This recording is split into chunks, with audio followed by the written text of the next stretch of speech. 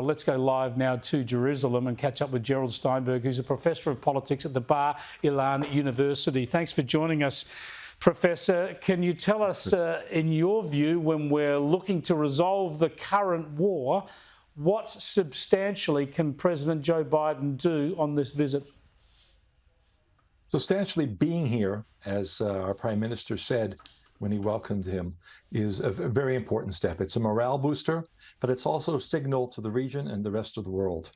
There is a concern that Iran-backed Hezbollah proxies with their own massive arsenal of weapons, missiles, might come in to support the Hamas terrorist organization in Gaza.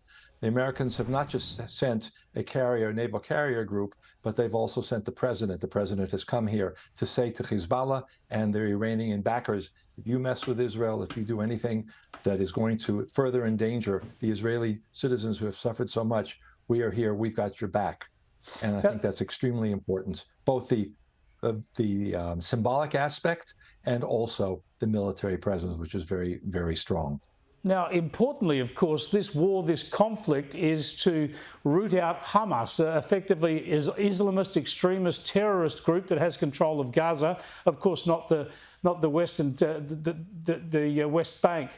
But you have Mahmoud Abbas and the Jordanians and the Egyptians now refusing to meet the president because of this. This shows how the linkages between the Palestinian issue and these terrorist groups and Iran all make for a terrible mess, and doesn't mean that the president can't make really any progress when you're talking about the two-state solution or any sort of accommodation with the Palestinian people.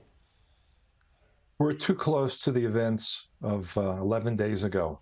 Yeah. This unimaginable massacre, brutality that was conducted by a Hamas organization, terrorist organization in Gaza. You talked about removing Hamas. That's something that Israeli leaders have said. I think we're more likely talking about demilitarization.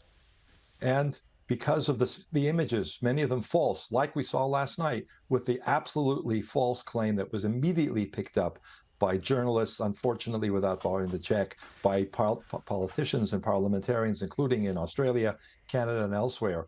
This image that Palestinians are victims and manipulated, that's something that we do have to deal with. And I think that everybody involved, journalists and academics, diplomats, all have to confront Mahmoud Abbas, the head of the Palestinian Authority, with that part of his activity, yes.